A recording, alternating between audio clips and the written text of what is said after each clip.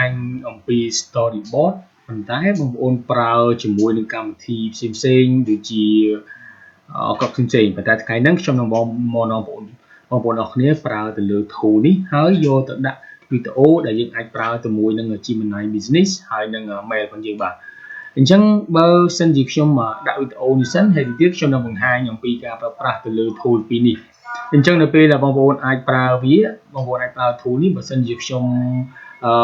អត់ទៅសេចំណងជើងទេខ្ញុំនឹងឲ្យ AI វា inspire me មានន័យថាវាឲ្យ generate ជាចំណងជើងខ្ញុំអញ្ចឹងខ្ញុំក៏ចុចវាមក play ទៅហើយវានឹងចាប់ផ្ដើមgenerate តកតងទៅនឹងចំណងជើងអីជាក់ស្ដែងអញ្ចឹងណាអញ្ចឹងនៅពេលដែលវា generate បានហើយយើងនឹងបន្តទៅលើការប្រើប្រាស់មុនចុងបងប្អូនអាចចូលទៅមើល tool ចូលមើលមេរៀនមុនដែលខ្ញុំបានបង្ហាញអំពីការប្រើប្រាស់ទៅលើ tool នេះលម្អិតខ្លាំងមែនទែនទៅលើវគ្គទី1ហើយវគ្គទី2នេះដោយសារតែមានការចម្ងល់គាត់សួរថាបើសិនជាខ្ញុំអត់ប្រើហ្នឹងតែមានផ្សេងអត់អញ្ចឹងទម្រាំនេះដើរសិនខ្ញុំនឹងបង្ហាញទី1គឺប្រើប្រាស់ទៅលើ Gemini នេះតែវាបានតម្រង់បានតែប្តីទេអញ្ចឹងខ្ញុំនឹងចុចកន្លែងនេះហើយយើងទៅយក mail មួយដែលវាឲ្យយើង free ដែលថាកន្លែងនេះវាជាការកំណត់ទៅលើ mail អញ្ចឹងបងប្អូនអាចចូលទៅកាន់គេហទំព័រមួយបងប្អូនចំវាយពាក្យថា mail.com tm ឬក៏នៅកន្លែងនេះគឺ mail.tm បងប្អូនចុចនឹងមកហើយវានឹងបង្ហាញ mail នៅខាងលើនេះដូចជា mail នៅខាងលើហ្នឹងបងប្អូនគ្រាន់តែចុចវាមកហើយ copy ហើយយកមកផាសនៅក្នុង business នេះមកហើយផាសមកហើយវានឹងបញ្ជូន mail ហ្នឹងទាមទារទៅលើលេខកូដដែលយើងឲ្យជាក់ស្ដែងនេះអញ្ចឹងលេខកូដនៅទៅណាលេខកូដបងប្អូនមកមើលនៅកន្លែងនេះវានឹងបញ្ជូននៅក្នុង inbox នេះ inbox ហ្នឹងឃើញទេ inbox បងប្អូនចុចលើនឹងមកឬក៏ចុចកន្លែងនេះមកនេះ inbox ហ្នឹងនៅក្នុងហ្នឹងបងប្អូនចុចលើវាមកហើយវានឹងផ្ញើនេះលេខកូដ password ហ្នឹងមកឲ្យយើងហើយបន្ទាប់មកយើងនឹងចាប់ផ្ដើមpassword នេះចូលហើយនៅក្នុងនេះគឺប្រើ verify មកអញ្ចឹងអ្នកគ្នានឹងបានការប្រើប្រាស់ទៅលើទម្រង់ផលិតវីដេអូមួយដែលវាងាយប៉ុន្តែនៅក្នុងទម្រង់នៃការផលិតវីដេអូនេះយើងនឹងមានបន្តទៅទៀតដែលខ្ញុំនឹងបំពេញឈ្មោះអីផ្សេងៗមកខ្ញុំដាក់ថាMatic 2026ចឹងមកចឹងបងប្អូនអាចមើលទៅលើផ្សេងៗហ្នឹងបងប្អូនចាប់ផ្ដើមមកគ្រីមកហើយរងចាំមួយ plate វានឹងដើរទៅកាន់ប្រភេទផលិតវីដេអូដូចជា VO3 ឬក៏ Flow AI ប៉ុន្តែវាមិនដឹងថាវាអាចនិយាយបានខ្ញុំក៏កំពុងតែតេស្តឲ្យថតមើលវីដេអូបងប្អូនមើលសិនតែយូរទៅប្រហែលជាវាបានត្រឹមតែពី text ទៅជាវីដេអូឥឡូវយើងរងចាំមួយអញ្ចឹងកន្លែងនេះវាអត់មានតាក់ទងទេបងប្អូនអាចបិទវាចោលទៅបាទអញ្ចឹងវារងចាំមួយ plate បាទអញ្ចឹងវាបានហើយបងប្អូនអាចដាក់ connect តាក់ទងនឹង my data មកហើយកន្លែងនេះបងប្អូនមិនបាច់អីតាក់ទងទេបងប្អូនបិទទៅអញ្ចឹងវានេះគឺជាប្រភេទមួយដែលអាចប្រើបាននេះគឺឈ្មោះដែលខ្ញុំបានហើយណាអញ្ចឹងអានេះគឺជាទម្រង់អញ្ចឹងវាអាចឲ្យយើងបានប្រហែលជាអាចនឹងក្នុងមួយថ្ងៃអាចដល់12មិនដឹងតែវាអូតូអញ្ចឹងកន្លែងនេះខ្ញុំអត់បង្ហាញផ្សេងទេខ្ញុំអាចតែបង្ហាញតាក់ទងនឹង text សិនបាទឥឡូវខ្ញុំអាចទៅយករឿងឥឡូវរឿងនេះគឺរឿង inspire ឲ្យខ្ញុំបានហើយអញ្ចឹងខ្ញុំអាចចុចទៅលើ scene បាទខ្ញុំសូមបរួមឲ្យទូបន្តិចហើយបន្តមកខ្ញុំអាចតានិចទៅហើយខ្ញុំនឹងយក animation នេះបាទហើយខ្ញុំនឹងចាប់ដើមអូសក្រោមខ្ញុំអាច style នេះមក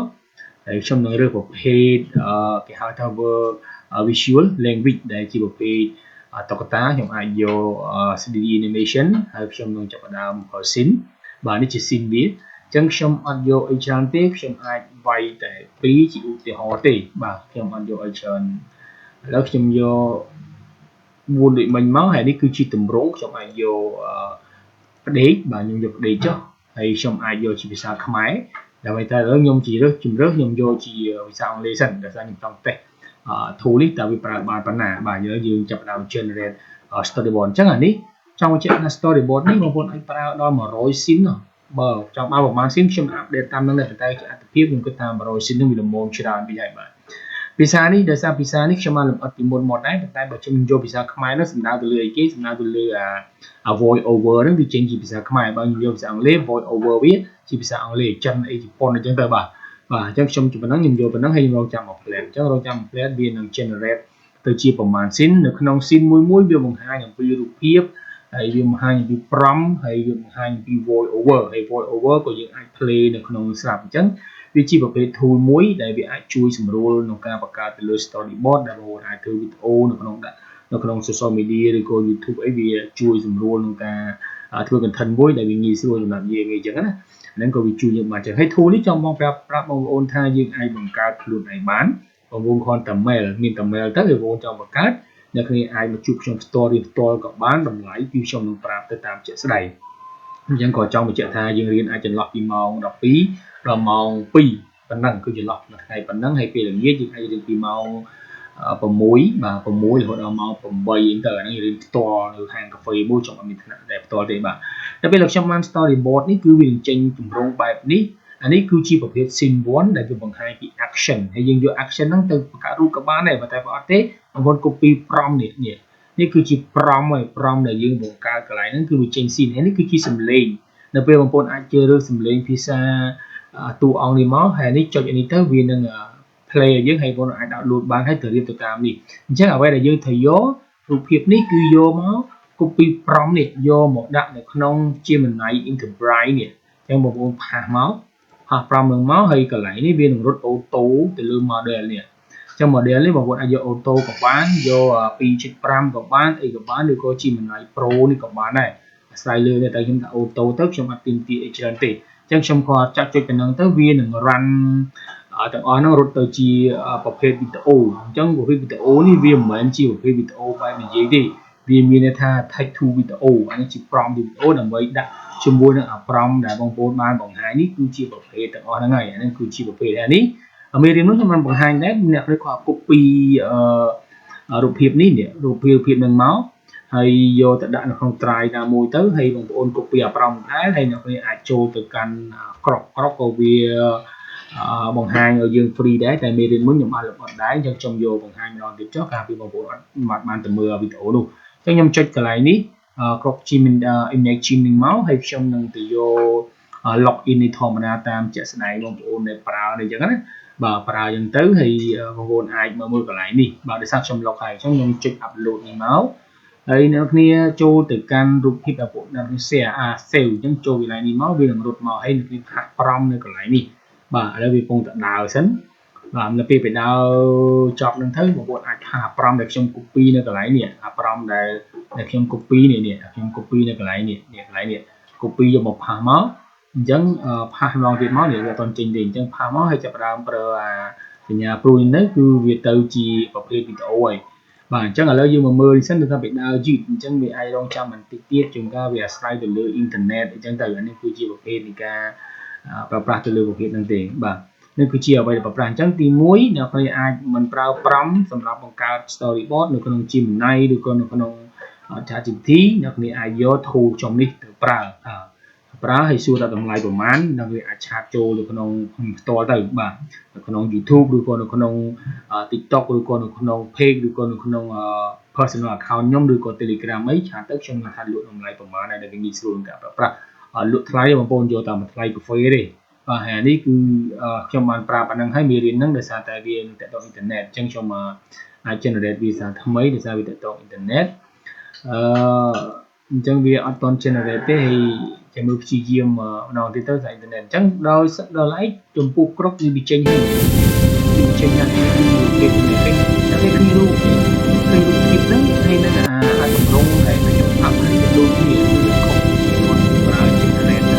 វាសួរតែគឺជាវិធីមួយដែលខ្ញុំចង់បង្ហាញហើយនេះដោយសារអ៊ីនធឺណិតទេអញ្ចឹងបងប្អូនអាចតេស្តខ្លួនឯងឬក៏ខ្ញុំអាចផាសម្ដងទៀតដោយសារតែវាប្រហែលជាតាក់ទងអ៊ីនធឺណិតអញ្ចឹងខ្ញុំអាចយកស៊េរីនេះឬក៏យក Pro នេះក៏បានដែរគឺវានឹងព្យាយាមដោយសារតែវាដើរបាទគឺវាដើរយឺតបន្តិចតែតើអស់ហ្នឹងតែវាកំពុងតែដើរនេះដោយសារតែជីវភាពវីដេអូបាទអាហ្នឹងក៏អាចប្រើផ្សេងបានដែរបាទនេះជារូបភាពនេះឥឡូវខ្ញុំសូមបង្កើតនេះវិញខ្ញុំផាសវិញបាទខ្ញុំសូម clear វិញខ្ញុំចុចដោយសារមិញsorryខ្ញុំបានចុចអានេះបាទអញ្ចឹងខ្ញុំអាចចុចនឹងមកហើយយើងរកចាំ upload ទៅដោយសារខ្ញុំបានចុចអាសញ្ញា tool នេះបាទពីស្រ័យមិញដោយសារខ្ញុំច្រឡំដែរបាទអញ្ចឹងខ្ញុំគិតថាតកតងនោះហើយអាប្រំទាំងអស់នេះបងប្អូនអាច copy ប្រំរូបភាពរបស់ copy រូបភាពមកហើយ copy ប្រំវាមួយហើយយកមកដាក់តាមក្រងមកក៏អាចប្រើបានដែរអញ្ចឹងសំឡេងយើងរៀនតាមហ្នឹងណាហ្នឹងក៏ងាយស្រួលក្នុងការកាត់បន្ថយទេសម្រាប់បងប្អូនដែលក្នុងការផលិតទៅលើ MMO ដែលចង់មានពេលទំនេររលុយអីបងប្អូនអាចសាកល្បងទៅបាទប៉ុន្តែដល់អ្នកផលិតហ្នឹងមិនមានន័យរលុយឲ្យបានទេដោយសារមានពេលបាទ